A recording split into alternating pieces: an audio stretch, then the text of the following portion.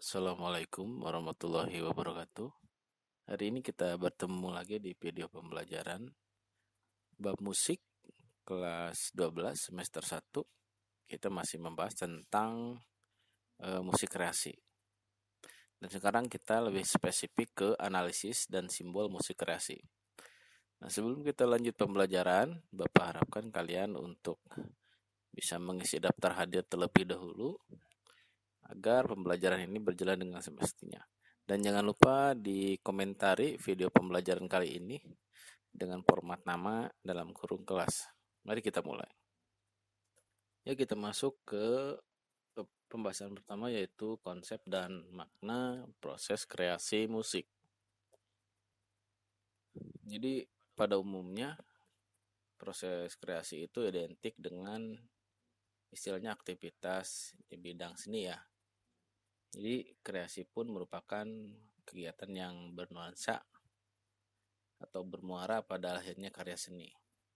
Jadi tidak akan ada karya seni tanpa adanya kreasi sebenarnya. Salah satunya misalnya kita ambil di wujud seni musik ya. Karena kita membahas tentang musik kreasi, jadi otomatis pengertian musik kreasi itu adalah kreasi seni yang melahirkan karya seni musik. Baik itu musik vokal, mau musik instrumental, atau musik campuran seperti yang kita bahas di minggu atau di video pembelajaran sebelumnya. Nah, sebenarnya dalam pembuatan kreasi musik itu ada berbagai macam proses kreatif yang harus dilewati oleh si pembuat atau si kreator itu atau yang pembuat karya kreasi ini. Yang pertama ada persiapan, yang kedua ada inkubasi, yang ketiga ada iluminasi, yang keempat ada verifikasi. Jadi dalam proses pembuatan kreasi ini ada 4 tahapan, yaitu persiapan. Sudah jelas dalam persiapan ini si pembuat karya atau si seorang kreator ini membuat atau mencari ide dan gagasan, mencari alat yang akan dipakai, atau misalnya kita merenung dulu atau mencari inspirasi dulu, ini dalam proses persiapan. Yang kedua proses inkubasi. Proses inkubasi ini adalah proses si pembuat kreator ini lebih mendalami. Misalnya alat apa yang akan dipakai, jenis musik apa yang akan dikeluarkan, bunyi seperti apa yang akan dikeluarkan, susunan nada, misalnya tempo dan sebagainya. Ini proses inkubasi. Yang ketiga ada proses iluminasi. Nah, di proses iluminasi ini si pembuat karya atau si kreator ini lebih fokus ke istilahnya menata ulang hasil dari pemikiran proses sebelumnya atau proses inkubasi. Dalam proses iluminasi ini si kreator pasti akan sangat serius dan sudah mulai untuk menata dengan baik apa saja karya atau kreasi yang akan dia tampilkan atau dia susun, dan mungkin berguna untuk semua orang ataupun hanya memang media ekspresi dirinya sendiri. Tapi pada proses iluminasi ini yang paling penting sebenarnya, dia sudah harus mulai yakin dengan apa yang dia buat itu sendiri. Yang terakhir ada proses verifikasi. Proses verifikasi ini bisa disebut juga proses finishing istilahnya. Jadi hanya memperbaiki hal-hal kecil, karya sudah utuh jadi dan siap untuk dipertunjukkan atau diperlihatkan kepada orang lain atau sudah bisa dimainkan. Nah, keempat proses ini yang harus dilewati oleh yang namanya kreator atau yang pembuat karya itu sendiri. Karena kreativitas juga dapat menunjukkan hubungan yang bermakna dengan pikiran atau intelijensi manusia itu sendiri. Jadi sebenarnya sifat kreatif itu merupakan ciri dari kreativitas. Misalnya kreasi-kreasi seni adalah produk dari buah karya seni seseorang. Memang betul. Jadi kreasi seni ini tidak terlepas dari orang yang membuatnya. Dalam proses apa? Proses kreatif yang tadi. Ada persiapan, inkubasi, iluminasi, dan verifikasi. Jadi sebenarnya nanti itu akan berpengaruh pada produk yang mereka hasilkan atau karya yang mereka hasilkan. Jika mereka benar-benar dalam melakukan proses kreatif itu, pasti ujungnya atau produknya pun akan lebih menarik, lebih bisa dinikmati, atau bahkan membuat orang penasaran. Jadi hal-hal yang hasil dari proses kreatif yang tadi akan mempengaruhi hasil karya yang dihasilkan pada karya atau pada seorang kreator yang membuat karya tersebut. Jadi sebenarnya ditambah lagi kreativitas kalau dalam pengembangannya itu sangat terkait dengan aspek 4P, yaitu pribadi, ada pendorong, ada proses, ada produk. Jadi pribadinya seperti apa, pendorongnya itu apa yang menjadikan ide dan gagasannya, prosesnya itu pengolahan dia pada ide gagasan tersebut, dan yang terakhir produk. Produk apa yang dihasilkan dari proses yang tadi. Jadi secara otomatis sebenarnya kreativitas itu akan muncul dari hasil adanya istilahnya interaksi pribadi yang unik dengan lingkungannya. Jadi kalau kita lihat dari pengertiannya, misalnya kreativitas itu adalah sebuah proses merasakan, mengamati, dan membuat dugaan tentang adanya kekurangan masalah. Menilai bisa juga menguji atau hipotesis, atau kemudian mengubah dan mengujinya lagi, dan akhirnya menyampaikan hasil. Ya hasilnya mungkin dalam bentuk sebuah karya dari hasil kreatif si pembuat atau si kreator itu sendiri. Selanjutnya kita masuk ke yang namanya analisis makna musik kreasi. Jadi musik merupakan bagian dari dunia bunyi. Jadi artinya musik adalah pengungkapan ide melalui seni yang didasarkan pada pengorganisasian bunyi atau suara menurut waktu. Kita juga tahu waktu kelas 11 ada yang namanya unsur dasar musik berupa irama, gagasan, atau melodi, harmoni. Dan ada pun unsur lainnya berupa sifat, timbre yang juga didukung oleh unsur ekspresi yang disusun secara indah. Dalam analisis musik tersebut, musik tidak berarti menjelaskan komposisi karya seseorang, akan tetapi analisis musik lebih cenderung ke prinsip-prinsip yang universal, atau setidaknya mencari rumusan konsep menyeluruh untuk menjelaskan makna, bisa gramatika, bisa juga mekanisme, karena karya musik itu menemukan nilai estetis musik sendiri itu melalui yang tadi, gramatika, makna, menjelaskan mekanisme, itu kita bisa melahirkan atau mengerti tentang yang namanya nilai estetis musik. Jadi musik pun bisa kita lihat secara pengertiannya dulu. Jadi musik adalah sebagai pengungkapan gagasan melalui bunyi atau suara yang unsur dasarnya berupa irama, melodi, dan harmoni dengan pendukung lainnya. Jadi berupa bentuk gagasan, sifat, dan warna bunyi atau timbre. Namun, dalam penyajiannya sering berpadu dengan unsur-unsur lainnya seperti bahasa, gerak, atau warna. Jadi memang dalam musik ini kita tidak hanya mendengar bunyi-bunyian. Kalau kita ingin melihat atau menilai sebuah nilai estetis sebuah musik, kita juga harus bisa melihat istilahnya sifatnya, warna bunyinya misalnya, atau gagasan yang disampaikan oleh musik tersebut.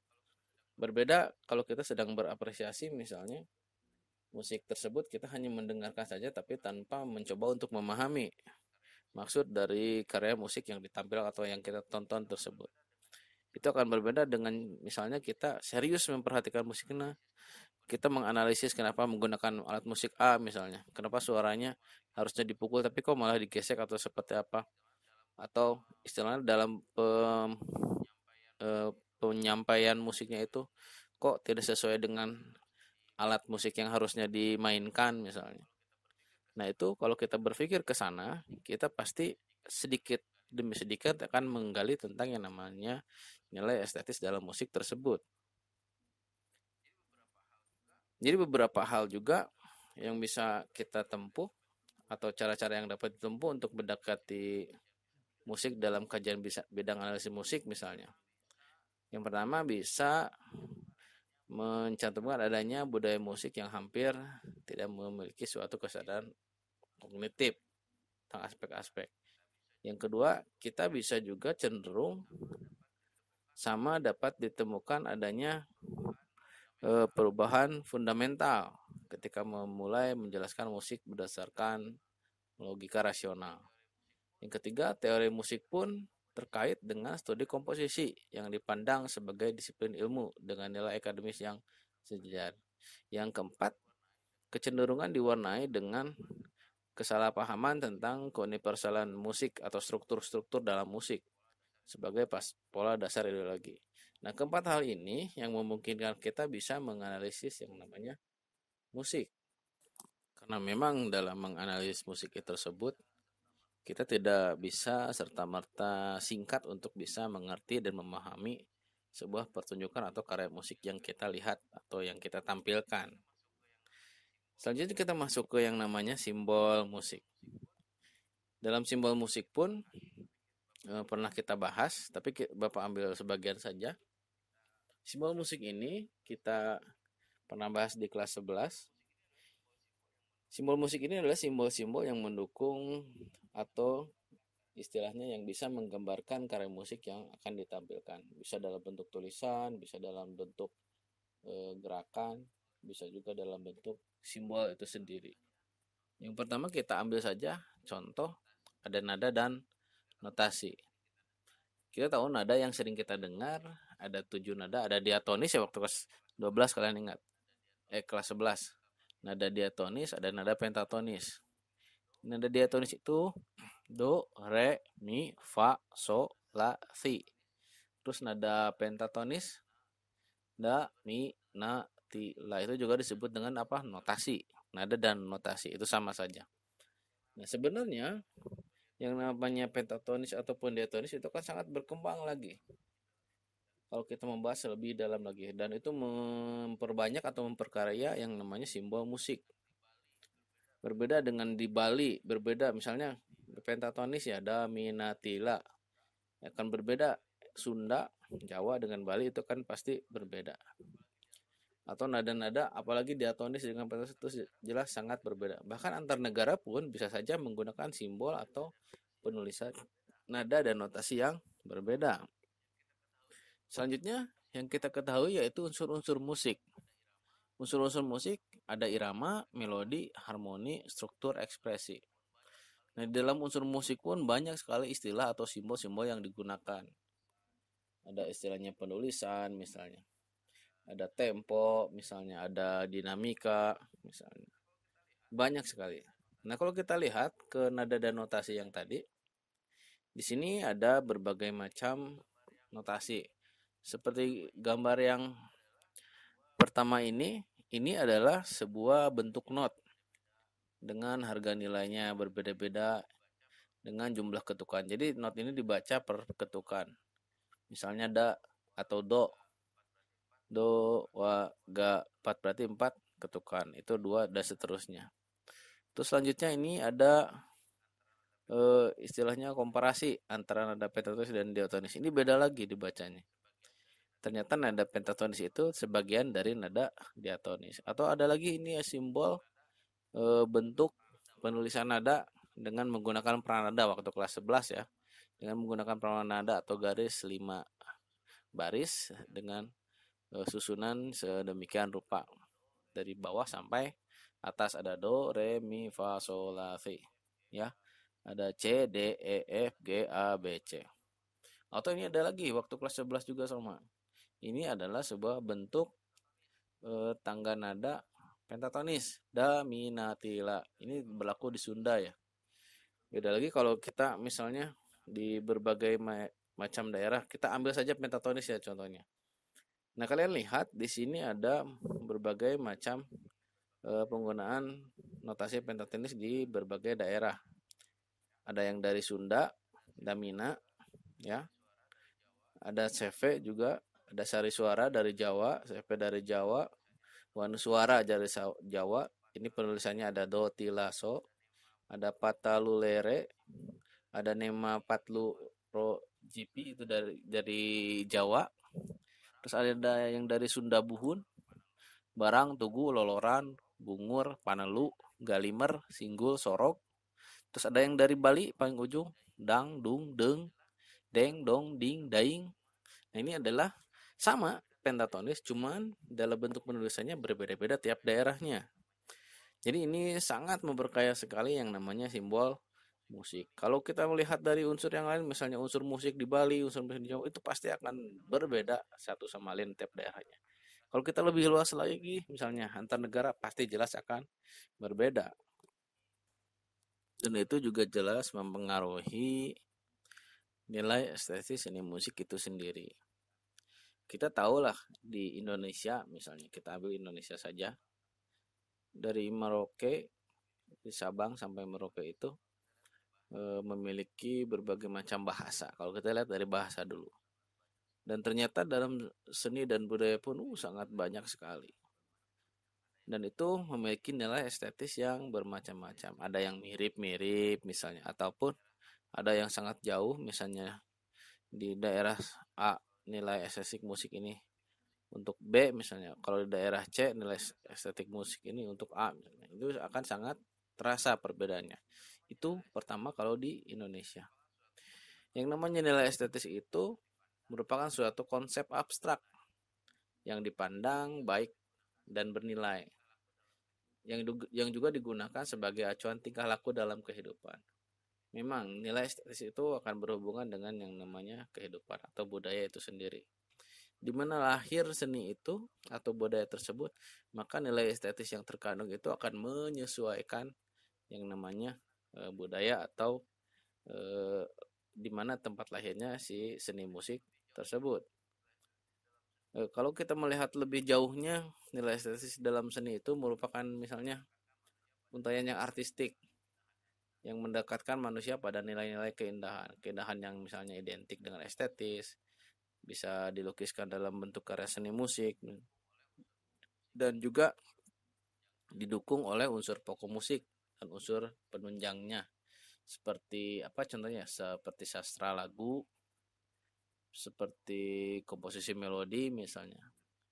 Kalau kita sebutkan keseniannya misalnya kecapi suling misalnya, atau istilahnya pantun bermusik misalnya. Terus ada lagi banyak lah istilah-istilah di tiap daerah, walaupun mirip menggunakan sebuah alat musik dan lagu misalnya syair, tapi memiliki nilai estetis yang berbeda-beda.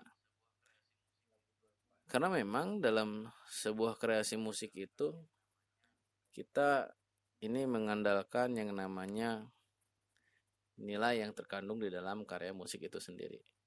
Kita kembali lagi ke pengertian awal yang namanya musik kreasi itu tidak serta-merta hanya menampilkan bunyi-bunyian atau suara, tapi di dalamnya harus ada ide dan gagasan, harus ada nilai yang terkandung yang disampaikan atau mewakili di mana lahirnya karya musik itu sendiri atau mewakili ekspresi dari si pembuat karya musik itu sendiri. Nah, lalu sebenarnya Bapak ingin memberikan sebuah istilahnya tantangan untuk kalian semua dalam bentuk tugas ya. Tugas minggu ini, silakan kalian membuat video. Kalian boleh memainkan alat musik apa saja. Terus kalian membuat sebuah karya. Membuat karya itu mau boleh main gitar misalnya sambil bernyanyi misalnya. Boleh main pianika sambil bernyanyi, boleh. Pokoknya intinya kalian memainkan alat musik dan berkreasi menampilkan karya musik. Misalnya boleh solo gitar misalnya, boleh finger style misalnya, atau apa saja yang istilahnya menurut kalian termasuk ke dalam kreasi musik ya, dalam kreasi musik. Pak, bagaimana kalau saya yang tidak bisa alat musik? Pertama, Bapak kasih keringanan untuk minta bantuan misalnya ke orang tua, misalnya boleh ke kakak misalnya, atau ke teman kelas kalian dalam mengiringi kalian untuk misalnya menampilkan karya musik kalian. Misalnya kalian memainkan recorder atau suling Sunda, misalnya kakak kalian mainkan kecapi atau gitar misalnya, saling. Yang penting kalian menampilkan sebuah karya musik kreasi. Durasinya dibebaskan dan di-upload coba di Google Classroom saja, tidak usah di Instagram kelas. Di Google Classroom kalian coba uploadkan video. Durasinya bebas, boleh 1 menit misalnya, minimalnya 1 menit lah. biar Bapak bisa menikmati karya kalian atau musik kreasi yang kalian tampilkan. Nah, mudah-mudahan kalian paham dengan tugasnya. Bapak tunggu sesuai dengan waktu yang ditentukan. Terima kasih. Wassalamualaikum warahmatullahi wabarakatuh.